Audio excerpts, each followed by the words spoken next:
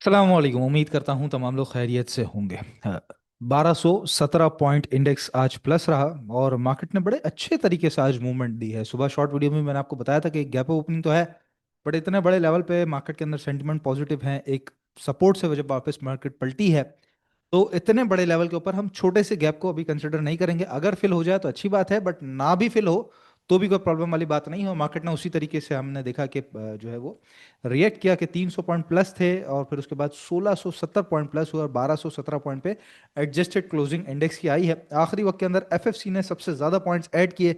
अपने बिल्कुल support area पे था, जुम्मे के दिन उसने 555 वाला जो एरिया है उसको रीटेस्ट किया था और वहां से आज बढ़ने के चांसेस ही थे। 568 से ऊपर काफ़ी देर तक ट्रेड कराता रहा और उसके बाद सीधा 590 और अभी भी खैर 613 रुपए तक एक टारगेट एरियाज नजर आते हैं।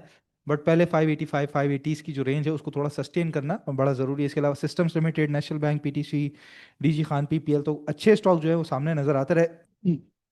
खास तौर पे एंग्रो एच भी मैं देख रहा हूँ, इसके अंदर भी एक काफ़ी पॉजिटिविटी यहाँ पे हमें नज़र आई है। और इसका जो हमारा ट्रेडिंग इन द जोन है वो पूरी लिस्ट भी हमने अपने व्हाट्सएप चैनल पे पब्लिश कर दी है। इसके अलावा फर्टिलाइजर सेक्टर वाइज के अंदर fertiliser, technology, cement, commercial bank, तो ये सेक्टर जो है वो टॉप परफॉर्मिंग रहे हैं।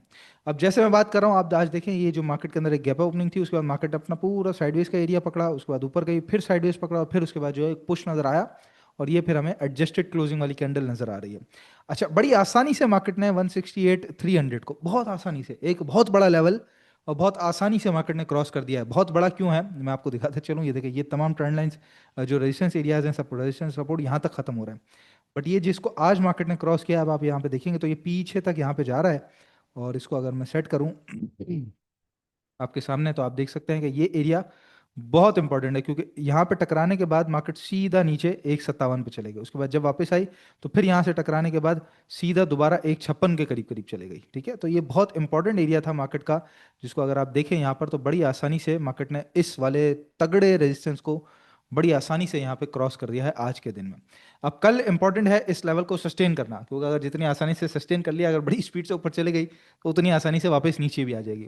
लेकिन अगर इसके करीब करीब मार्केट ने सस्टेन कर लिया, छोटी मोटी गैप ओपनिंग चलेगी, कोई प्रॉब्लम वाली बात नहीं है। लेकिन अगर गैप ओपनिंग के बाद बढ़ती चलेगी ऊपर की तरफ और ये जो ट्रेंड लाइन अब बन गई है, जाहिर है ये जो मार्केट का एक टॉप था उसके बाद दूसरा टॉप है, तो यहाँ पर जो ट्रेंड लाइन बेसिकली बन गई है 169 100 200 का जो एरिया है, इसको बड़ी आसानी से क्रॉस कर लिया तो उतनी आसानी से ऊपर से माल भी आ जाएगा, क्योंकि ऑल टाइम हाई की तरफ बढ़ जाएगी।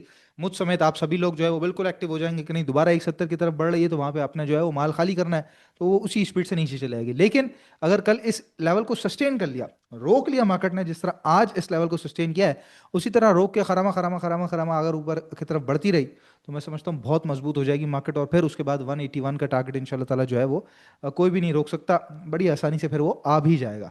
तो ये है मार्केट की स्ट्रैटेजी। अगर तो मार्केट यहाँ रुकती भी नजर आए तो मैं समझता हूँ होल्ड योर हॉर्सेस, पोजीशंस को थोड़ा सा ट्रेलिंग स्टॉप लॉस के साथ वहां पे कंटिन्यू कर सकते हैं कि अच्छे प्रॉफिट के चांसेस बनेंगे। लेकिन अगर बड़ी स्पीड से मार्केट आप लोग देख रहे हैं कल के दिन में कि 169 200 500 की तरफ बढ़ रही है और बड़ी आसानी से अपने ऑल टाइम हाई की तरफ बढ़ रही है, तो वहां पर ऑफलोड करते हुए जाना है कि दोबारा आपको फिर बाइंग ऑन डिप का मौका मिलेगा। अदरवाइज पूरा स्ट्रक्चर अगर हम देखें, पूरी फ्रेमिंग अगर मार्केट की देखें, तो एक अच्छा अप ट्रेंड हमें नजर आ रहा है और मार्केट अपने टॉप की तरफ बढ़ती हुई सी नजर आ रही है। लेकिन लेवल चूंकि इंपॉर्टेंट है इसलिए उसके साथ साथ चलना इंपॉर्टेंट है। साथ ही याद रखिएगा जी, जो लोग बाय टुडे सेल टुमारो करते हैं, फास्ट ट्रेडिंग करना चाहते हैं, स्टॉप लॉस पे बेचना हो, टारगेट पे बेचना हो, बराबर बराबर बेचना हो, थोड़ा नीचे थोड़ा ऊपर बस बेचना हो, साथ साथ अपना पैसा शिफ्ट करना हो, शिफ्टिंग शॉपिंग करनी हो, तो उनके लिए एक ग्रुप बनाया गया है जी, बेस्ड ऑन T+1 सेटअप। और ये ग्रुप हमारा कंटिन्यू चल भी रहा है पिछले पूरे महीने से। ज़ाहिर है मार्केट के हिसाब से अप डाउन उसके अंदर ट्रेड चलती हैं, कुछ अच्छी भी जाती हैं, कुछ खराब भी जाती हैं, कहीं स्टॉप लॉस भी होता है। लेकिन हमने हमेशा देखा है कि स्टॉप लॉस के बाद वो स्टॉक पर हमें नीचे मिलता ही मिलता है, या तो रीटेस्टिंग करते हुए या फिर अपना कोई ना कोई रेजिस्टेंस क्रॉस करता है, दोबारा ऊपर आने के बाद तो फिर हम उसके अंदर दोबारा बाइंग करते हैं।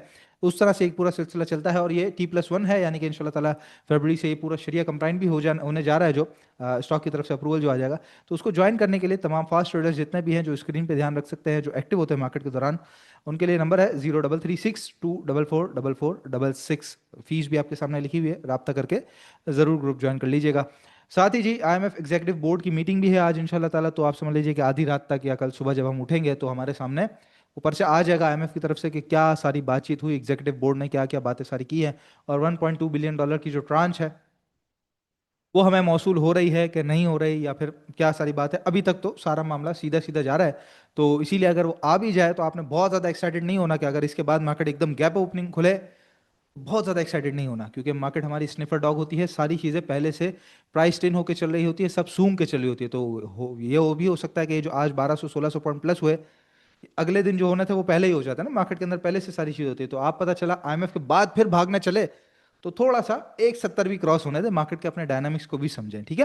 तो इसलिए अपनी पोजीशन को, जैसे मैंने बताया, कि अगर बड़ी स्पीड से बढ़ जाए इस खबर के बाद या किसी भी बहाने से, तो आपने वहां पर फिर सेलिंग करनी है। अदरवाइज अगर मार्केट ने लेवल मेंटेन कर लिया, तो वो तो आपके लिए बहुत अच्छा एरिया होगा कि आप थोड़ा सा चीजों को होल्ड करके चलेंगे ट्रेलिंग स्टॉप लॉस के साथ, तो बड़े नफे भी आपके बन सकते हैं। इसके अलावा जो लिविन फार्मा की तरफ से ये बात आई है कि नई पैकेजिंग लाइन जो है इन्होंने कंप्लीटली ऑपरेशनल कर दी है, और 12 से 15% तक तकरीबन इनकी जो प्रोडक्शन कैपेसिटी है ओवरऑल वो बढ़ती हुई सी यहाँ पे नजर आ रही है। और फिर राइट शेयर्स वगैरह भी दिए हैं, तो कंटिन्यू मोमेंटम में ये स्टॉक नजर आ रहा है। तो ये दो इंपॉर्टेंट खबरें हमारे सामने थी।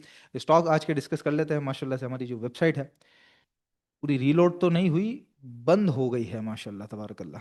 चलें खैर, अब इसको दोबारा से, क्योंकि हमारी वीडियो के अंदर ये इम्प्रॉम्प्टू होती है, एडिटिंग वगैरह हम इसके अंदर नहीं करते हैं। तो खैर, स्टॉक हमारे सामने जो आ रहा है, पहला स्टॉक है हमारे पास स्पार्क इलेक्ट्रॉन, और बड़ा अच्छा चला था। एक तो ये इसका ब्रेकआउट का एरिया था, उसके बाद आप देखिए इस लेवल को सस्टेन किया, और ब्रेकआउट से पहले भी इस लेवल को बड़ा अच्छा सस्टेन कर रहा था। इंपॉर्टेंट बात यहाँ पे देखने की ये है कि ये 14 अक्टूबर को ये जो 54 रुपये 50 पैसे 20 पैसे का जो एरिया है, इससे ऊपर इसने क्लोजिंग दी थी और अपना एक हाई बनाया था। उसके बाद जब नीचे आया तो ना यहाँ दे सका, ना यहाँ, ना यहाँ। यहाँ दी थी, बट वो एक इनडिसाइसिव कैंडल ही थी बेसिकली, तो ना होने के बराबर ही क्लोजिंग है। उसके बाद अब जाके अगर हम देखें, तो ये जो हमारा रेजिस्टेंस एरिया है 55 25 54 30 54 20, ये समझ लीजिएगा, ये जो एरिया है इससे ऊपर क्लोजिंग दे दी है इसने। ये बहुत अच्छी बात है, साथ अच्छे वॉल्यूम्स के साथ इसने क्लोजिंग दे दी है, ठीक है। एक तो डाउन ट्रेंड भी टूटा हुआ है, कंसोलिडेशन बॉक्स भी है, तो बड़ा जबरदस्त किस्म का जो स्टॉप लॉस है वो तो बड़ा वेल डिफाइंड है।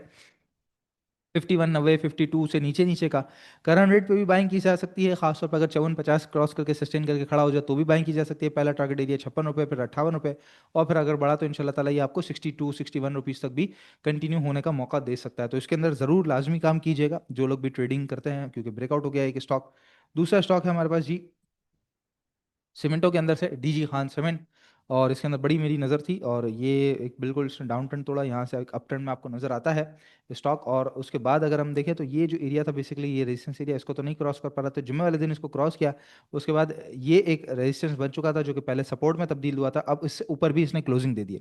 तो कल या तो दोबारा ये आपको 238 236 पे रीटेस्ट होता हुआ मिले, या फिर करंट रेट पे मिले, तो अब बाइंग करेंगे। टारगेट एरियाज जो है वो 247 50 और फिर 252 रुपये तक के टारगेट हो सकते हैं। और फिर जाहिर है अगर उसके बाद कंटिन्यू होता रहा तो फिर वो 275 273 वहां तक भी आपको मौका दे सकता है। तो स्टॉक वाइज काम अच्छा मिलता रहेगा, बस आपने स्ट्रेटेजी जो है वो अब इंडेक्स को देख के बनानी है। दोबारा इंडेक्स अपने उस लेवल के ऊपर आ गया है कि जहां पर इंडेक्स की इंपॉर्टेंस इस वक्त और मजीद ज्यादा बढ़ गई है, क्योंकि इंडेक्स वहां से नीचे आया तो तमाम के तमाम स्टॉक्स में सेलिंग आएगी, लेकिन अगर इंडेक्स ऊपर चले गया तो तमाम के तमाम स्टॉक्स बढ़ जाएंगे। तो सारा दारो मदार इस वक्त इंडेक्स पर है, ठीक है। तो बड़ा एक लेवल इंपॉर्टेंट क्रॉस हो गया है। आईएमएफ की मीटिंग का क्या जायजा आता है, क्या बातचीत आती है इंशाल्लाह ताला, वो भी हम देखेंगे। बड़ा सुकून से काम करें, कोई जल्दबाजी नहीं है, कहीं मार्केट आपके हाथ से भाग नहीं रही है। इंशाल्लाह चीज़ें मिलेंगी भी इसी तरह, बिकेंगी भी इसी तरह, बस आपने अपना डिसिप्लिन जो है वो मेंटेन रखना है। बाकी याद रखिएगा जी, ग्रुप ज्वाइन करने के लिए नंबर है 0336244466। इंशाल्लाह नेक्स्ट वीडियो में आप लोगों से मुलाकात होती है। अपना बहुत ख्याल रखिएगा। अल्लाह हाफिज़।